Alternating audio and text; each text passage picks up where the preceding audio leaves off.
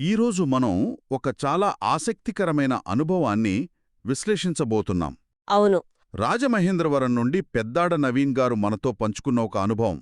ఆయన రాసింది చదువుతుంటే ఆ దృశ్యం మొత్తం కళ్లముందే కదులుతుంది. నిజమే. నిడదవోలు దగ్గర సత్తెమ్మ తల్లి గుడి అట.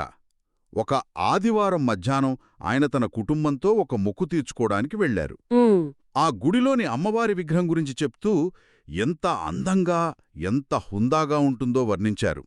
ముఖ్యంగా ఆవిడ ముక్కు పొడుగ చూస్తే మాటలు రావంట. ఆ వర్ణన చాలా బావుంది. అదొక పక్క. మరోపక్క చూస్తే అదో పెద్ద జాతరలా ఉంది. కుటుంబాలకు కుటుంబాలు బంధువులతో స్నేహితులతో వచ్చి కోళ్లను మేకలను బలిస్తున్నారు. అక్కడే వంటావార్పు, భోజనాలు. అవును, అంత ఒక పండగ వాతావరణం. భక్తి, సంబరం అన్ని కలగల్సున్నాయి. ఆ వర్ణన మనల్ని నేరుగా అక్కడికి తీసుకెళ్తుంది. అయితే ఈరోజు మన చర్చ కేవలం ఒక గుడి సందర్శన గురించి కాదు కదా. కాదు. నవీన్ గారు తన అనుభవం ద్వారా ఒక చాలా ముఖ్యమైన విషయాన్ని మన ముందుంచుతున్నారు. అదేమిటి? అంటే పెద్ద పెద్ద గుళ్ళు ఒక పద్ధతి ప్రకారం నడిచే వ్యవస్థీకృత మతాలకు, ఓకే, మరోవైపు ఈ గ్రామదేవతల మీద ప్రజలకుండే నమ్మకానికి మధ్య ఉన్న తేడా. ఆయన దీన్ని మతంతో సంబంధం లేని విశ్వాసం అంటారు. మతంతో సంబంధం లేని విశ్వాసం ఆసక్తికరంగా ఉంది. అవును, ఇది కేవలం భక్తికి సంబంధించిన విషయం కాదు. అసలు మనిషికి దేవుడికి మధ్య సంబంధం ఎన్ని రకాలుగా ఉంటుందో చూపిస్తోందనమాట. కరెక్ట్. ఆయన చెప్పినట్టు ఇది కేవలం ఆ ఒక్క సత్యమ్మ తల్లి గుడి దగ్గరే కనిపించే విషయం కాదు కదా. అస్సలు కాదు. ఆయన చాలా ఉదాహరణలిచ్చారు. జంగారెడ్డిగూడెం గంగానమ్మ జాతర, తాడువాయి వీరభద్రుడు తిరణాళ్ళు, గుబ్బలమంగమ్మ గుడి, రాజమండ్రికి కాపలాగా ఉండే సోమాలమ్మ, లోవలో తలుపులమ్మ తల్లి, ఇలా ఎన్నో. ఇక్కడే అసలు ఆసక్తికరమైన విషయం ఉంది. ఆయన మాటల్లోనే చెప్పాలంటే ఇవన్నీ మతంతో నిమిత్తం లేని జాతర్లట. సరిగ్గా అదే పాయింట్. అంటే ఇవి కేవలం హిందువుల పండగలు కాదనా ఆయన ఉద్దేశం? అందరూ వస్తారా? ఖచ్చితంగా ఆయన నొక్కి చెప్పేది కూడా అదే. అందుకే ఆయన మతాతీత విశ్వాసం అనే పదం వాడుతున్నారు. ఓహో. వ్యవస్థీకృత మతాల్లో కొన్ని నియమాలు, సిద్ధాంతాలు, ఖచ్చితమైన ఆచారాలుంటాయి. వాటికి కొన్ని హద్దులుంటాయి. నిజమే. కాని ఇక్కడ ఈ గ్రామదేవతల దగ్గర ప్రధానమైనది వ్యక్తిగత నమ్మకం, ఇచ్చిన మాట. మొక్కుకోవడం ఒక వ్యక్తిగత ఒప్పందం లాంటిది. దాన్ని తీర్చుకోవడం ఒక నైతిక బాధ్యత. ఇది మనిషి యొక్క నిబద్ధతకు సంబంధించిన విషయం. అందుకే అన్ని మతాల వాళ్ళు వస్తారంటారా? అవును, అందుకే వస్తారు, మొక్కులు తీర్చుకుంటారు. ఇక్కడ ముఖ్యం నీ మతమేది అని కాదు, నువ్వు ఇచ్చిన మాట నిలబెట్టుకుంటున్నావా లేదా అన్నదే. అంటే ఒకచోట నియమాలు, సిద్ధాంతాలు ముఖ్యం. ఇక్కడ మాత్రం వ్యక్తిగత నిబద్ధత, ఇచ్చిన మాట ముఖ్యం. చాలా ఆసక్తికరంగా ఉంది. అయితే ఆయన ఈ విషయాన్ని పెద్ద మతాలతో పోలుస్తూ తన అభిప్రాయాలను కూడా చాలా స్పష్టంగా చెప్పారు. అవును. మనిషి తన జీవితంలో ఏర్పడిన ఖాళీలను, అసంతృప్తులను పూడ్చుకోవడానికి మతాన్ని ఒక సాధనంగా వాడుకుంటున్నాడని అంటారు. అక్కడ ఆయన ఒక సున్నితమైన విమర్శ చేస్తున్నారు. మనిషి తన ఉనికిని అర్థం చేసుకోవడానికి, ఆధ్యాత్మికంగా ఎదగడానికి ఉపయోగపడే మతం మీద ఆయనకు వ్యతిరేకత లేదు. లేదు, ఆయనకు తిరస్కారభావం లేదనే రాశారు. కానీ ఎప్పుడైతే మతం కేవలం ఒక లోటును పూడ్చే సాధనంగా మారుతుందో అప్పుడు సమస్య మొదలవుతుందనే ఆయన భావన. సరే, మరి గ్రామదేవతలంటేనే ప్రేమ, గౌరవం ఎందుకున్నాయి? ఇక్కడ గమనించాల్సిన విషయమేమిటంటే ఆయన ఇష్టాయిష్టాల మధ్య ఉన్న సూక్ష్మమైన తేడాను చెప్పడానికి రెండు అద్భుతమైన పోలికలు వాడారు. అవును, అవి నాకు బాగా గుర్తున్నాయి. ఒకటి రాజమండ్రిలోని ఇస్కాన్ టెంపుల్.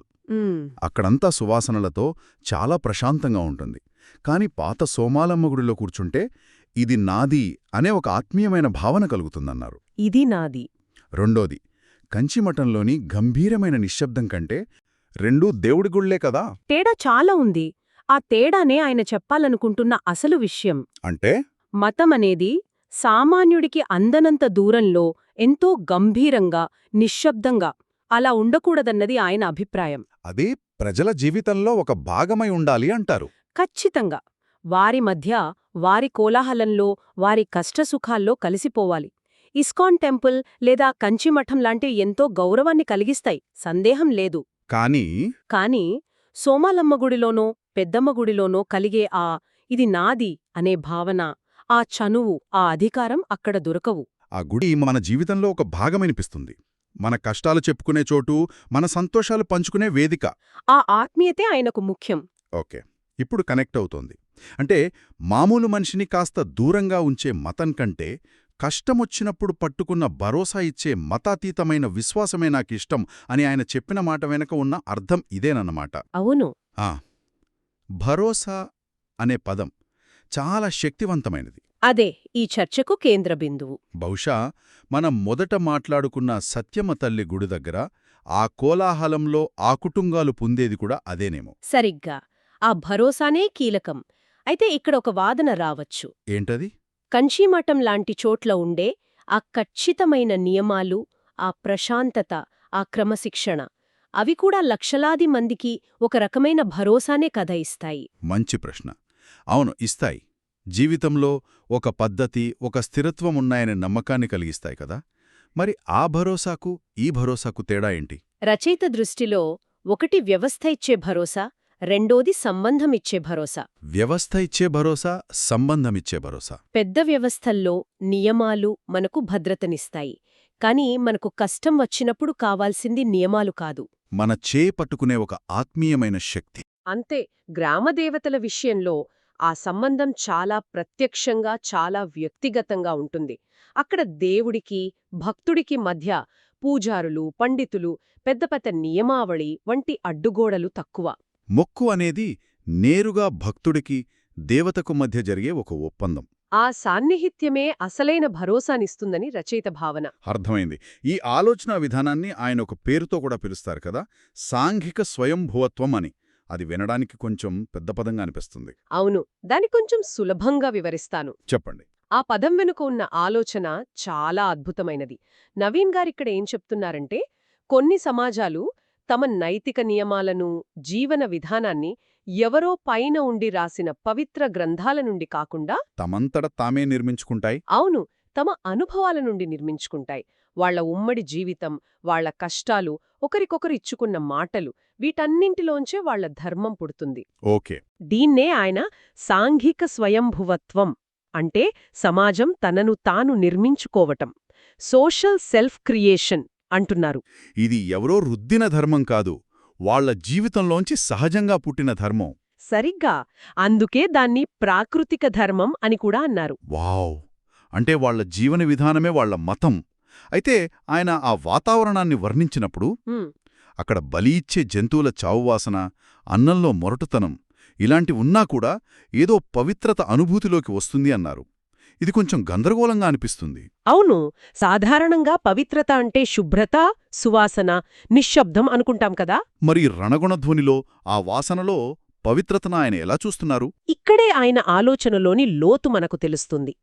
మనం సాధారణంగా పవిత్రతను చూసేదానికి ఆయన చూసే పవిత్రతకు చాలా తేడా ఉంది. ఎలా? దీనికొక మంచి పోలిక చెప్పొచ్చు. ఒక ఆపరేషన్ థియేటర్ శుభ్రతకు సారవంతమైన మట్టిలో ఉండే జీవానికి మధ్య ఉన్న తేడా లాంటిది. ఓహ్, ఆపరేషన్ థియేటర్ శుభ్రత. ఆపరేషన్ థియేటర్లో ఏ సూక్ష్మక్రిమి లేకుండా అంత శుభ్రంగా, నిర్జీవంగా ఉంటుంది. అదొక రకమైన పవిత్రతే. నిజమే. కాని సారవంతమైన మట్టిలో ఎన్నో జీవరాశులు, కొంచెం గజిబిజి, కొంచెం వాసన ఉన్నా అది కొత్త జీవితాన్ని ఇచ్చే చోటు. అందులో ఒక జీవమున్న పవిత్రత ఉంటుంది. ఖచ్చితంగా. రచయిత చూస్తున్నది ఆ రెండవ రకం పవిత్రతను. అద్భుతమైన పోలిక. అంటే నియమాలతో వచ్చే శుభ్రత కాదు, అనుభవంతో, జీవితంతో ముడిపడిన పవిత్రత అన్నమాట. అంతే. పెద్ద వ్యవస్థీకృత మతాల్లో పవిత్రత అనేది కొన్ని నియమాల ద్వారా నిర్వచించబడుతుంది. ఇది చెయ్యాలి, ఇది చెయ్యకూడదు, ఇది ముట్టుకోవాలి, అది ముట్టుకోకూడదు అని. కాని ఇక్కడ ఆ జీవితంలోనే, ఆ మొరుటుతనంలోనే, ఆ వాసనలోనే ఒక విధమైన సజీవమైన, నిజాయితీతో కూడిన పవిత్రతను రచయిత చూస్తున్నారు. అది కల్మషం లేని, ఆడంబరాలకు పోని జీవన విధానం నుండి పుట్టిన పవిత్రత. అవును. ప్రజల నమ్మకంలో, వారి నిబద్ధతలో, వారు కలిసి జరుపుకునే వేడుకలో కనిపించే పవిత్రత. అది కేవలం పైకి కనిపించే శుభ్రత కాదు, అంతరాత్మకు సంబంధించిన అనుభూతి. అంటే ఒకవైపు ఆడంబరమైన, పరిమళభరితమైన, గంభీరమైన, కాని సామాన్యుడికి కొంచెం దూరంగా ఉండే వ్యవస్థీకృత మతం.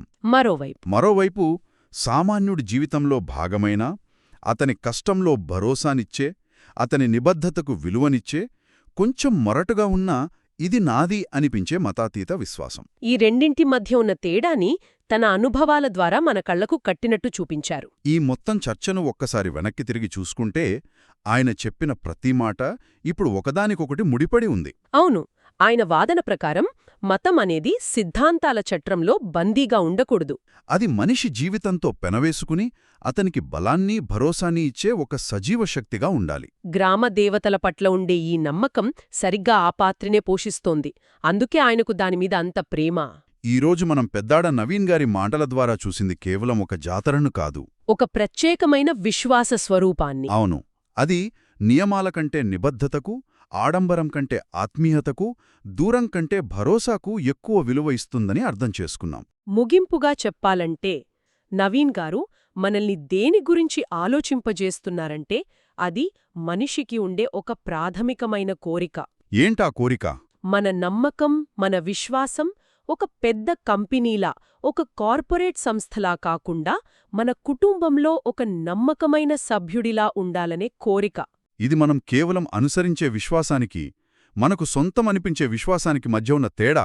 అవును, ఇది ఒక ముఖ్యమైన ప్రశ్నను కూడా మన ముందు ఉంచుతుంది. చెప్పండి. నిరంతరం ఆధునికంగా మారుతున్న ఈ ప్రపంచంలో ఇలాంటి స్థానిక, వ్యక్తిగత నిబద్ధతపై ఆధారపడిన నమ్మకాలకున్న స్థానమేమిటి? బహుశా పెద్ద పెద్ద మతాలు కూడా అందించలేకపోతున్నా ఆ భరోసా, ఇది నాది అనే అనుభూతిని ఇవి అందిస్తున్నాయా? ఈ విషయం గురించి మన శ్రోతలు కూడా ఆలోచించాలి.